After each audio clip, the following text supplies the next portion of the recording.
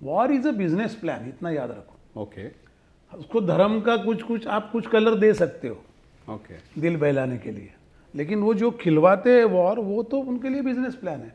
उन्हें एक वेंचर कर रहे हो, तो उनको वर्ल्ड वर्ल्ड ऑर्डर के लिए वो भी जरूरी था कि ये ऐसे, मतलब वो कहते हैं ना कि राक्षस बॉटल से बाहर आया तो अंदर कैसे जाएगा, उसका भी मंत्र होना चाहिए, नहीं है तो फिर बॉटल फोड़ने का मंत्र होना चाहिए। तो बॉटल फोड़ दी उन्होंने। पूरा वॉर का फलित क्या है देखो, एंटायर यूरोप का करेक्शन हुआ है, कम्युनिज्म का पेनिट्रेशन हुआ है हर जगह, मतलब वो रेस्टलेसनेस की एक नींव छोड़ दी है कि चलता रहेगा। What is India's partition all about? Restlessness. एक देश था, मैं थोड़ा डिफरेंट करता हूं लेकिन एग्जाम्पल करके बोलता हूं, इंडिया, एक बार इंडिया में इंग्रज गए तो उन्होंने इंडिया के 8 देश बना दिया। ये सब इंडियन सब कॉन्टिनेंट था ना। His mother was maiden at Rothschild's house in Germany. Okay तो उसको स्पॉट किया गया कि ये इसमें फायर है, इसको बनाते हैं, because he came out of blue. Correct he did not have any leadership. उसका बाप तो एक म्यूनसिपैलिटी में एक ऑर्डिनरी सर्वेंट है। या हिटलर का बचपना गरीबी में गुजरा है, या धर्मशाला में सोता था वियन्ना में। वो एक ब्रेड का टुकड़ा लेकर, हीटेड थी धर्मशाला, इसलिए सोने को मिलता था। पागल आदमी चाहिए वार करने के लिए, पागल आदमी को तैयार करना पड़ेगा, ढूंढना पड़ेगा। उन्होंने भैया पागल करना पड़ेगा, इन्होंने ढूंढा। अब एग्जैक्टली वो हुआ है ना गाजा में। आपको क्या लगता है ये हमास का अटैक मोसाद को मालूम नहीं है? ये मोसाद ने करवाया है। मैं तो इधर तक जाके बोलता हूं तो उनको साफ करने को मिलेगा Palestine entire establishment. I need a reason to attack you ना, correct. For that I will let you attack me. नमस्कार सज्जनों, कैसे हैं आप? तो चलिए हम मान के चलते हैं कि आप हमारे चैनल को सब्सक्राइब कर रहे हैं, लाइक कर रहे हैं, शेयर भी कर रहे हैं, है ना? क्योंकि आपके सपोर्ट से ही तो हमारा ये चैनल बढ़ेगा और हम अलग अलग बड़े आमों को इस चैनल पर ले आएंगे। तो चलिए मान कर चलते हैं कि आप कर रहे हैं। तो आज के बड़े आम हैं दीपक करंजीकर। दीपक एक बहुत बड़े इकोनॉमिस्ट हैं। कई साल वो यूएसए में काम कर चुके हैं और वहीं पे रहते हुए 8 साल पहले उन्होंने एक रिसर्च शुरू किया। दुनिया में जो बड़ी बड़ी घटनाएं घटी उसके जड़ कहाँ हैं, कहाँ से ये शुरू हुआ, ये घटनाओं की शुरुआत कहाँ से हुई, इस पर रिसर्च किया है उन्होंने। और इस पर उन्होंने 800 पन्नों का एक उपन्यास लिखा है जिसका नाम है घात सूत्र। इस पर बहुत चर्चा चल रही है देश में विदेश में।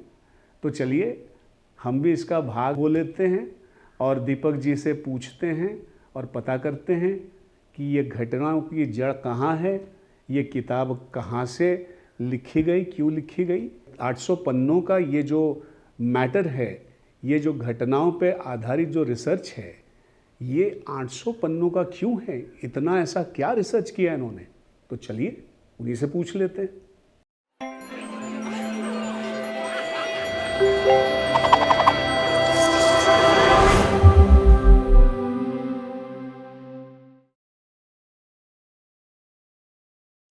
नमस्कार दीपक जी। नमस्कार।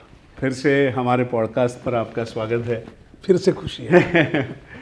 एंड जैसा मैंने कहा कि इतनी उत्सुकता बढ़ी है कि आपने जो पहले वो सारा जो षड्यंत्र जो टाइटैनिक के बारे में सब बताया, उसके जो सारे रिसर्च डिटेल्स आपने बताएं, उसके बाद बहुत सारी उत्सुकता बढ़ी है। तो हम उससे आगे बढ़ते हैं। जैसे हमने मतलब आपका जो नेक्स्ट चैप्टर है कि ये टाइटैनिक को सिंक करने का और उसका वो जो डिज़ास्टर बताया गया, उसका रीज़न था फेडरल बैंक का इस्टेब्लिश होना। तो ये इस्टेब्लिश इमीडिएटली हो गई? हाँ, अगले ही साल। बिल्कुल अगले साल 1913 में आई थिंक 27 दिसंबर, जहाँ क्रिसमस की छुट्टियाँ थी, उस दिनों में स्पेशल सेशन बुला के दोनों सेनेट और कांग्रेस का, जब खाली आधे लोग प्रेजेंट थे, उसमें से आधे नशे में थे बिकॉज ऑफ ईयर एंड, ये बिल पास हुआ है, फेडरल लॉ। ओके, सो ये this was the year I think 1913। 1913। 1912 में डूबी है टाइटैनिक। ओके अगले साल। ओके, ठीक है। और फिर देखो मतलब आप टाइटैनिक का पहले का मैंने आपको बताया, ये लोगों को मारा गया, फिर वो हुआ, फिर वो बाकी सारे रीज़न भी बताए। तो उसके आगे का भी उनका पूरा प्लान रेडी है। जैसे फेडरल आया हाथ में, तो अमेरिका की करेंसी उनके हाथ में आई। मतलब अभी देखो, अभी टाइटैनिक, अभी जो कोरोना हुआ तब अमेरिका गवर्नमेंट को उन्होंने $2 ट्रिलियन दिए फेडरल बैंक ने एज अ लोन।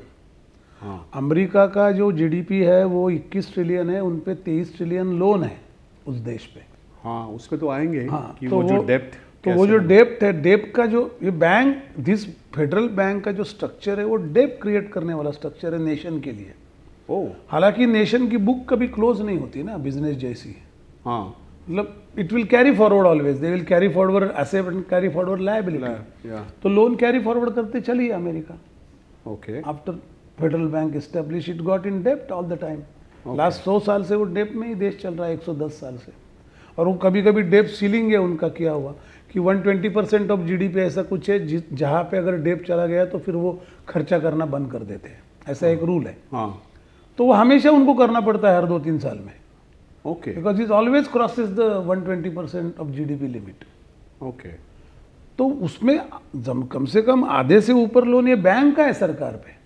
मतलब आप देखो, अगर America as a government will collapse से एश्यूम करके चलो, मतलब अमेरिका नाम का देश खत्म हो गया, तो अमेरिका का मनी लेंडर कौन है? Federal bank. तो इन्होंने तो कमा लिया।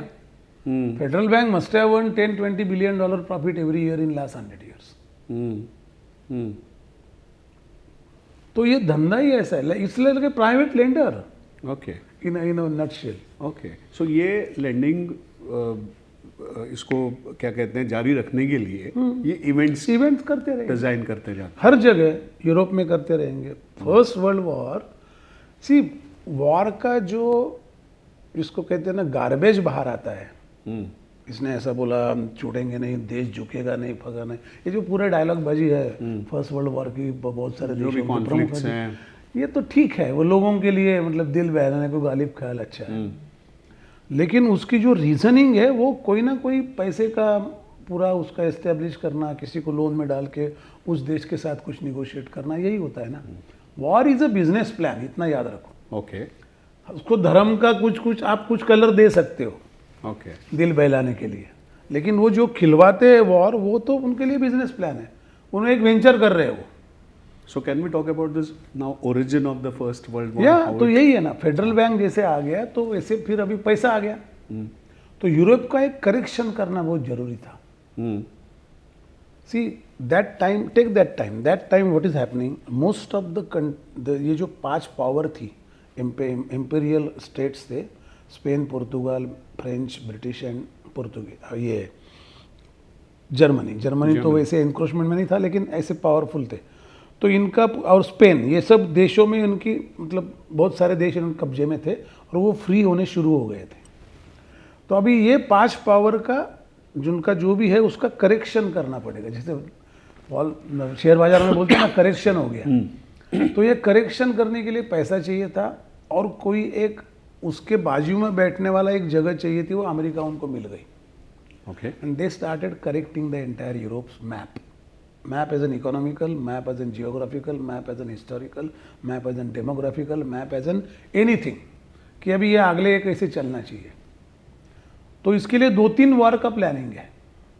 तो ये पहला हुआ, दूसरा उसके बाद हुआ। लेकिन ये वॉर जब हुआ, पहले वर्ल्ड वॉर का जो ट्रिगर है वो डेनमार्क का किसने किया वो छोड़ो, बट जर्मनी को किसी भी हालत में इनका एक जो जियो पॉलिटिकल बैलेंस होता है उसको अपने हाथ में रखने के लिए, बिकॉज ये ना हो जाए कि ये सब स्ट्रांग हो जाएंगे। अमेरिका आया है अभी, वो तो अपने हाथ था नहीं, अभी ये सब लोग हाथ से छूटने नहीं चाहिए। कि पहले रॉथशील्ड ने कब्जा इंग्लैंड पे किया है। Do you know Rothschild is a lender for queen of Britain? He is queen of Britain has no right. अपने को लगता है तामझाम रखना मतलब उसका स्टेचर रखना मतलब उसको वो सर्वाधीश होना, ऐसा नहीं है। स्टेचर है, उसको बैंड बजाएंगे, प्रोसेशन निकालेंगे, मोनार्की रहेगी, बट वो तो चलता रहे, वो तो दिखाने के लिए ना। उसका पूरा उसका कोर्ट कर्जे में है रॉथशील्ड के, so she will not sign anything which is against Rothschild. तो ये तो उनकी, तो ये अपने कब्जे में रहे, इनको ज़्यादा नहीं, ये इनका करेक्शन करना चाहिए, इसलिए वर्ल्ड वॉर है। सो आपने जैसे बुक में मेंशन किया है कि ही किल्ड द ज़ार या एंड देन ही मोबिलाइज्ड। अभी देखो वहाँ पे कैसा, अमेरिका आने के बाद में ज़ार एक अलग चीज़ है, जार रॉथशिल्ड के दिमाग में बहुत सालों से है। ओके। फेडरल बैंक जब लाया, पहले चल रहा था, तो झार ने बोला था ये फेडरल बैंक लाने का नहीं, आई विल सपोर्ट यू, अमेरिका को बोला था। कोई ताल्लुक नहीं था, कोई रिलेशनशिप नहीं था, कोई राजनीतिक संबंध नहीं थे। हाँ। बट वो कहता है अमेरिकन प्रेसिडेंट को I will support you, if they try to attack you I will give you military also. Tsar has tons of gold.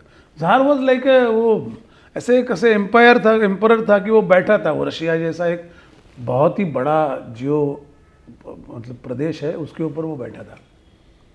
तो झार को खींचना है तो मतलब ये देखो लिंकेज देखो, झार अभी वर्ल्ड वॉर शुरू हुआ 14 में, 17-18 में ख़त्म हुआ, फिर वो वारसा एग्रीमेंट हुआ।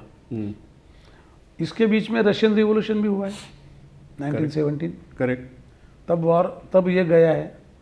तो जैसे हम कहते हैं ना कि शादी में मौज कर लेते हैं, वैसे वैसे ये इसको वर्ल्ड वॉर में यूरोप करेक्शन में झार को भी निपटा लिया इन्होंने।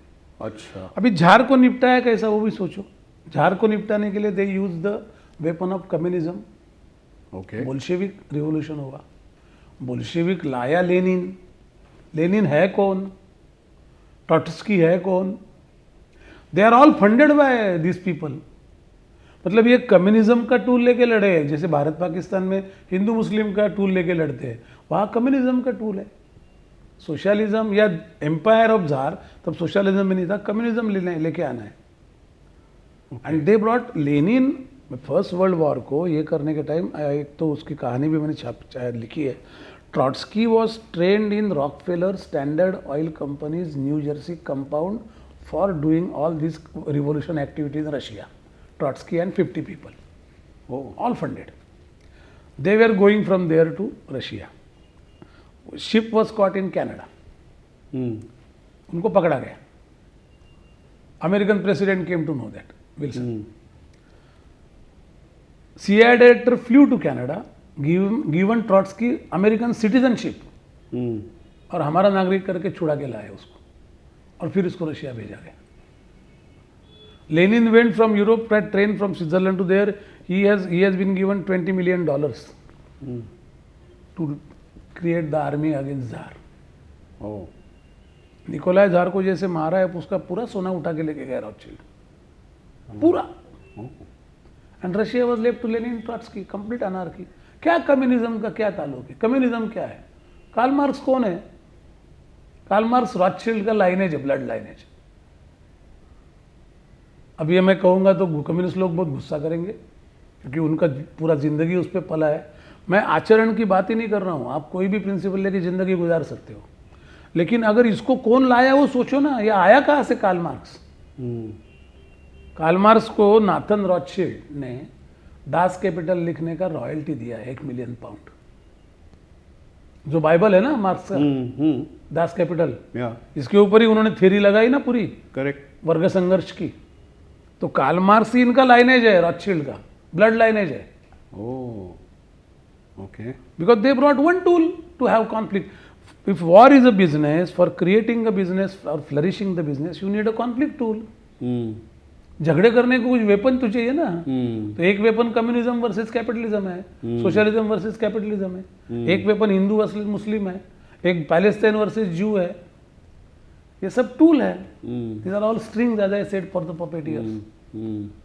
तो ये स्ट्रिंग पे खेलते रहते हैं। तो रशिया में वो खेल है, क्योंकि रशिया में झार की जगह फिर कोई सम्राट आता, फिर कोई एम्परर आता। पूरा उसका वंश खत्म किया उन्होंने, मारा, पूरा मारा है उसको, बच्चों बीवी के साथ मारा है।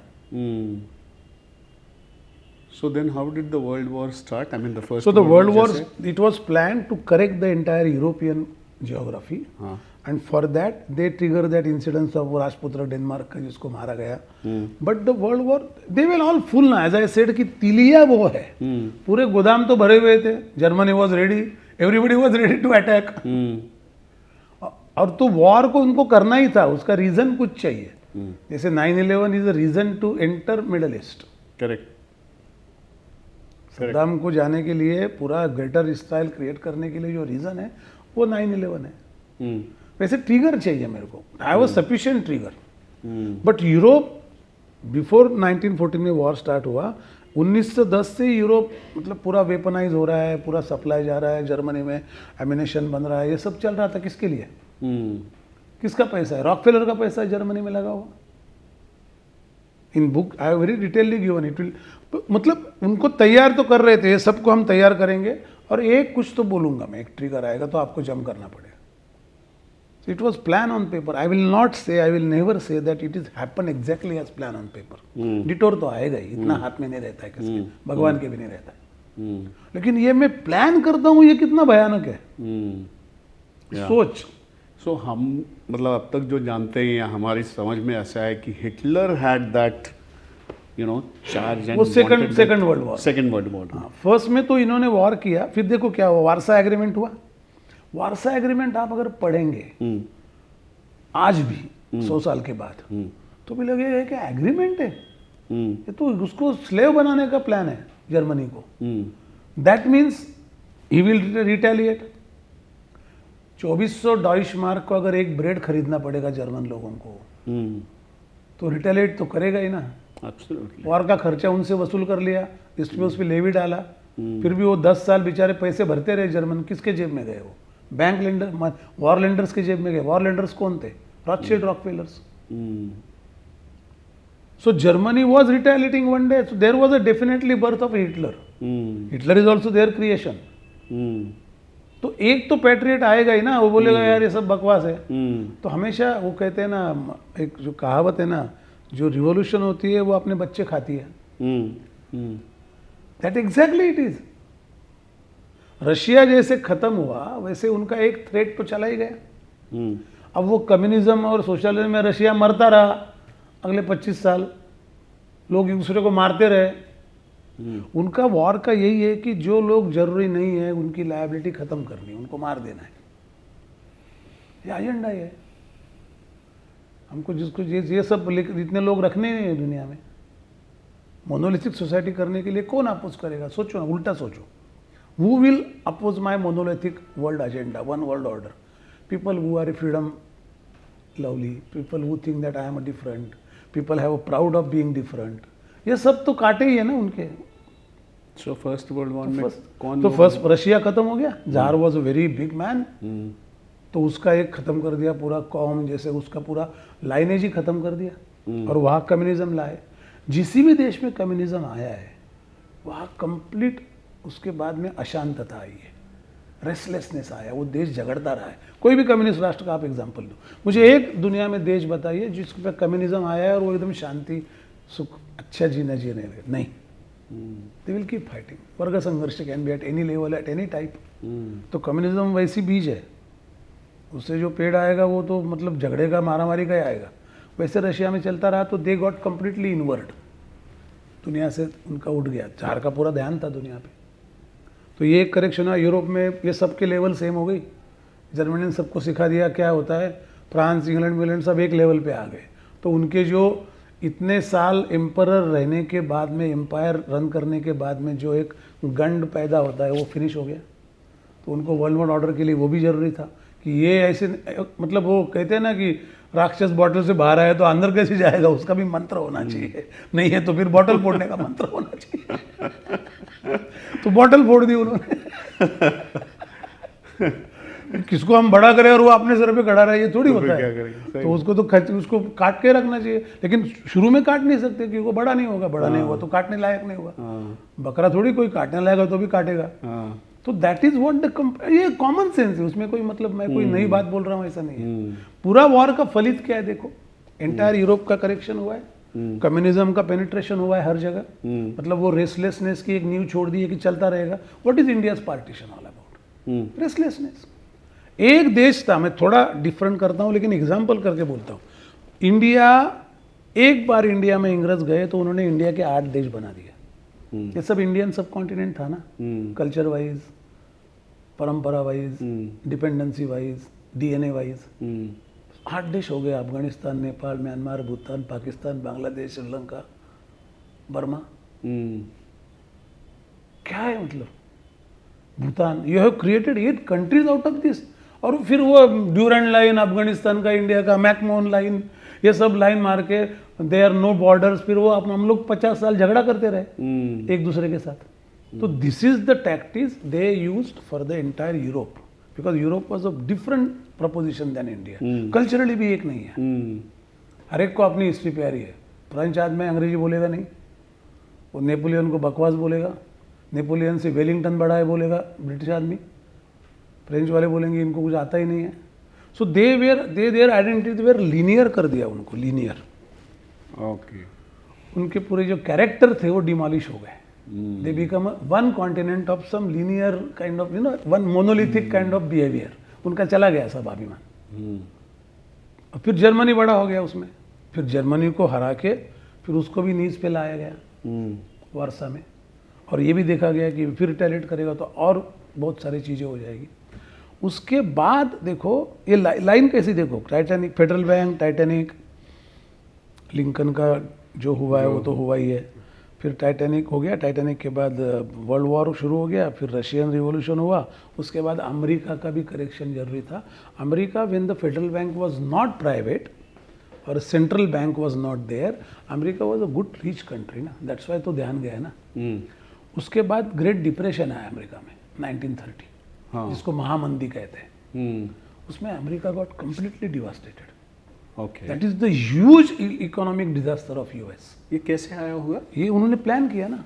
अच्छा। वॉल स्ट्रीट का जो फंक्शनरी था वो बिलीफ पे था ना। अभी शेयर मार्केट तो गेस पे चलता है ना, ये ऊपर जाएगा नीचे जाएगा, सट्टा है ना वो, एक भाषा में वो तो जुगार है।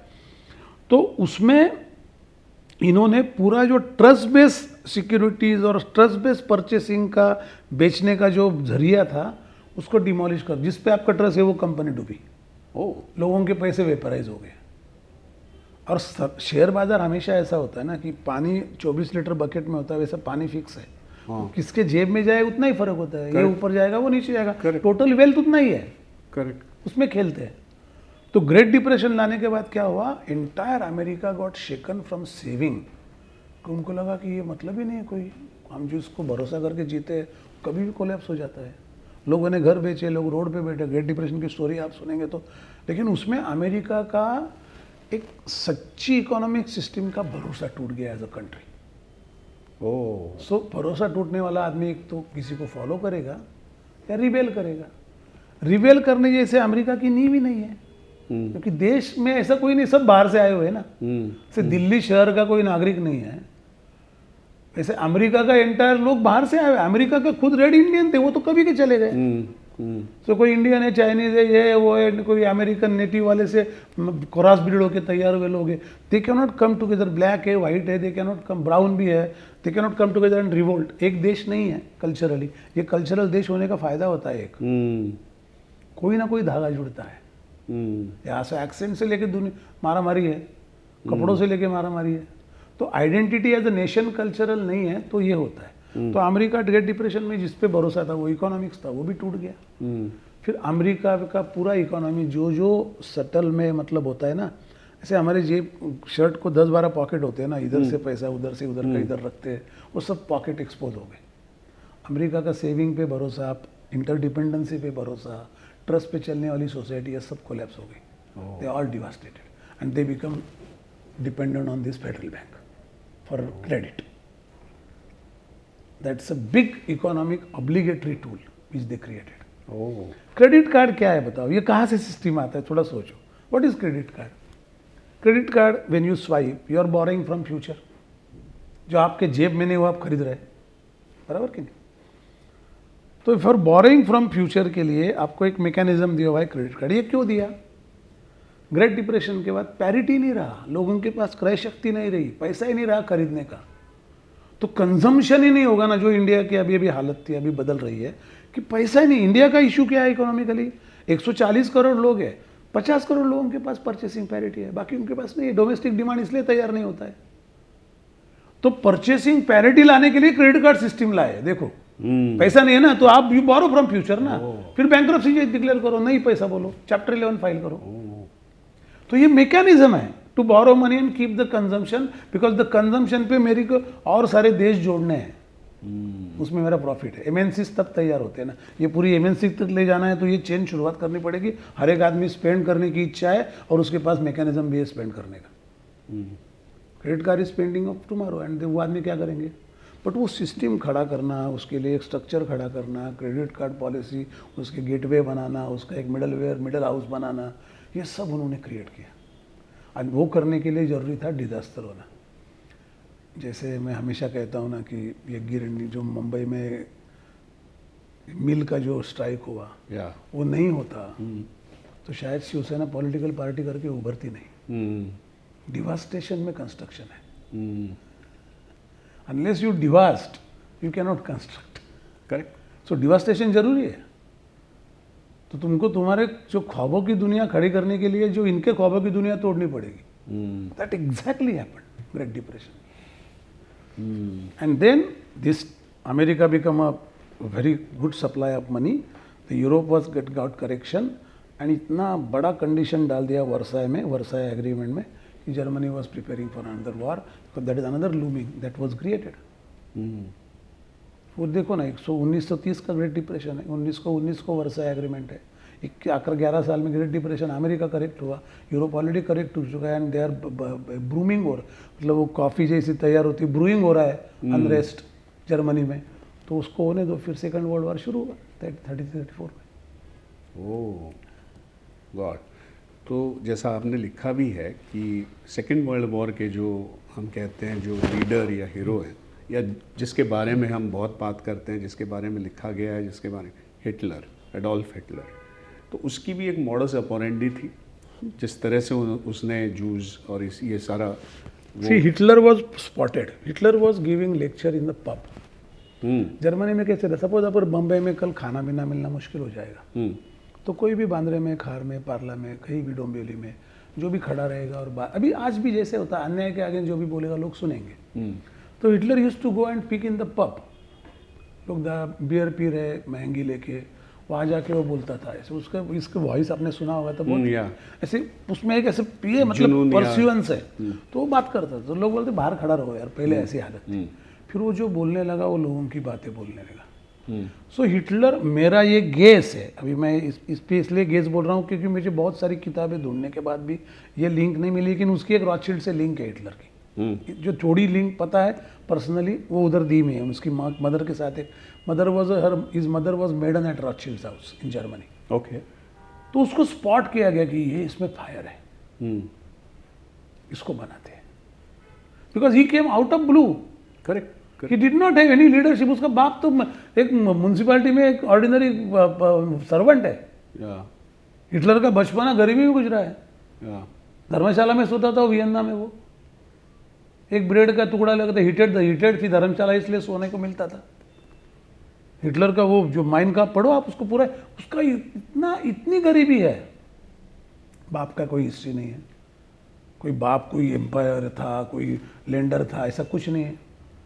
वो आरोगेंस उसका जो है उसमें बना, उन्होंने स्पॉट किया, उसको पकड़ा, उसको फायर दिया, उसको मदद दी, उसकी पार्टी को खड़ा किया, because they wanted somebody to give a voice to this separation of the first world war agreement. And Hitler में वो फायर था। तो ये राइज है हिटलर का, उनके लिए इनका बड़ा हाथ है, because once world war happen nobody has a courage to have another war, only mad people, like Trump. पागल आदमी चाहिए वॉर करने के लिए, पागल आदमी को तैयार करना पड़ेगा, ढूंढना पड़ेगा, उन्होंने पागल करना पड़ेगा, इन्होंने ढूंढा, मतलब उसको जिसको सोच नहीं अपने अलावा, चाहे पैट्रिज्म हो कुछ भी उसके नाम पे आए उसका फर्क नहीं पड़ता। But Hitler's patriotism never limited to German borders ना, it went all over the Europe, all over the world. And then there is Hitler, when Japan got with Hitler, Japan का तो ऐसा है सेकंड वर्ल्ड वॉर का कि उनको steel supply और copper supply करता था मॉर्गन, रॉकफेलर, सडनली सप्लाई बंद कर दिया जब उनको ध्यान में आया कि जापान इज गेटिंग स्ट्रॉन्गर, क्योंकि जापान चाइना में घुस गया, इधर घुस गया, Japan started making havoc in the Asia with the help of Hitler, and जो जॉइंट था उनका एलिस था, तो उन्होंने उनका सब सप्लाई चेंज कर तोड़ दिया।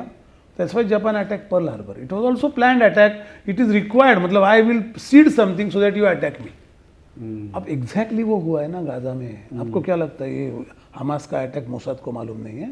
ये मोसाद ने करवाया है। मैं तो इधर तक जाके बोलता हूँ तो उनको साफ करने को मिलेगा Palestine entire establishment. I need a reason to attack you ना, correct, for that I will let you attack me. या then you can really justify होना चाहिए ना। देखो मैं ह्यूमन की बात तो मेरे को करनी है हर स्टेज पे जाके ह्यूमन राइट्स की। दोहरा कैसे करूंगा? तो मुझे तो एक सीट देना पड़ेगा कि आप मेरे को गाली दो, रोज आके गाली दो, लोगों को देखने दो आप गाली दे रहे रोज आके। फिर एक दिन में झापड़ मारूंगा तो लोग बोलेंगे बराबर रोज जाके गाली दे रहा था। लेकिन गाली देने को मजबूर मैंने आपको किया, मैंने आपका सप्लाई बंद कर दिया, आपकी इंडस्ट्री ठप होने लगी, आप वॉर में हो। तो जापान ने बोला कि ऐसा इनको ही ठोकते हैं पहले पर आलो रुपये, they are playing the games. That was invitation for atom bomb. Japan build America ने किया, अमेरिकन कंपनी ने पैसे कमाया उसमें। After demolishing Japan they rebuild Japan, they have given trains to Japan free of cost, but वो पैसा कंपनियों ने कमाया। तो ये एक दूसरे का हेल्प करने का साइकिल है, and that they want because nobody should be living with their courage, identity and separate DNA. I want a flat world. Okay. So then how did they kind of let go this Hitler's? So Hitler जैसे उन्होंने spot किया, Hitler तैयार हो गया।